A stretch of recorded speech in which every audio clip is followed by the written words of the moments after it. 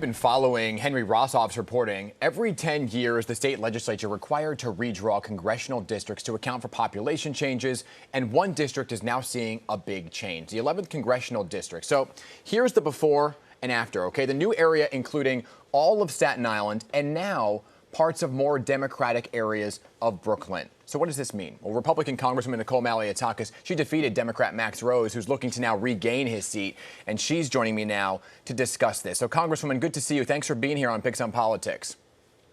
It's great to be with you. Thank you. So, Congresswoman, let me begin with the fact that this does happen every 10 years, right? And it happens all over the country. Effectively, whoever's party controls the state legislature redraws the lines. Do you consider this, though, to be what is known, I guess, as gerrymandering? And what's your reaction?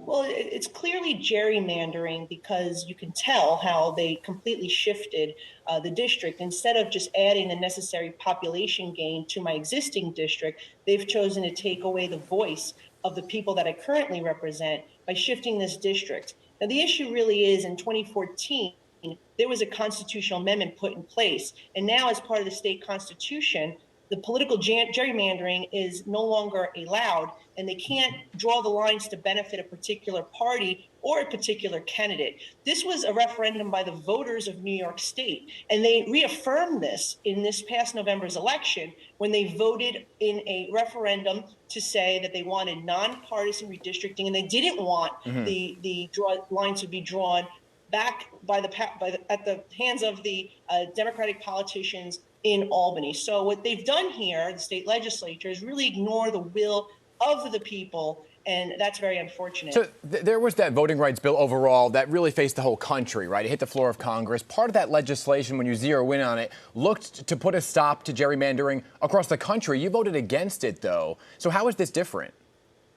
Well, because I do support nonpartisan redistricting. The issue with that bill is it just wasn't a bill on that.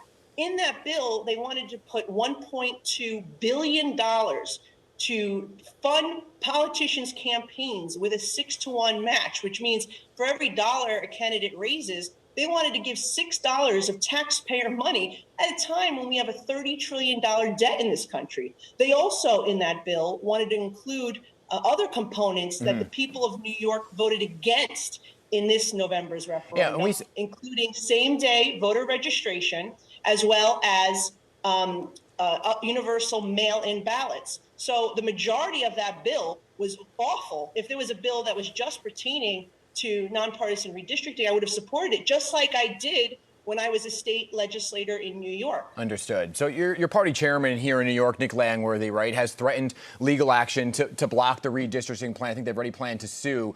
State and federal courts, though, they've historically refused to intervene or really get involved with partisan maps. So do you see this as a done deal as you head into a re-election cycle?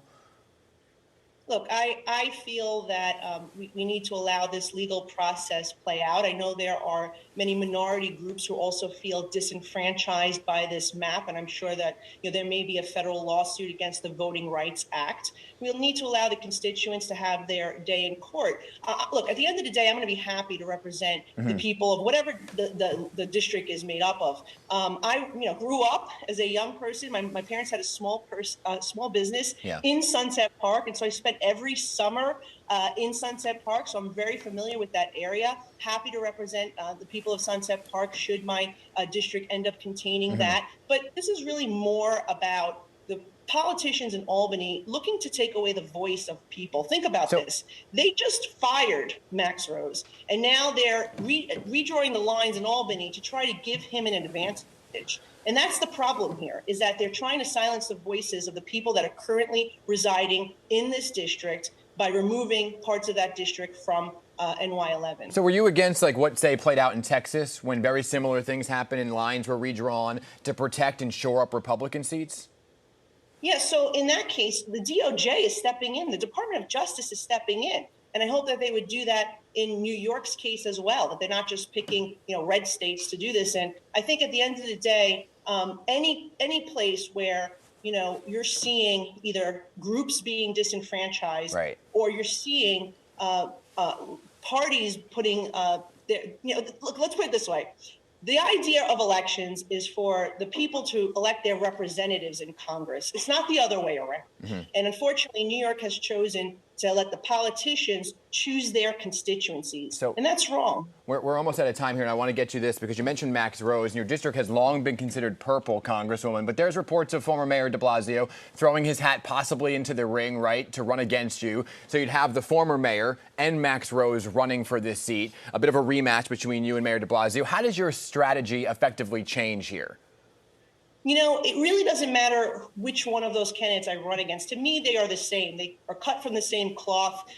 Max marched to defund the police. De Blasio actually defunded the police. You saw Max support the bail reform law publicly on various surveys.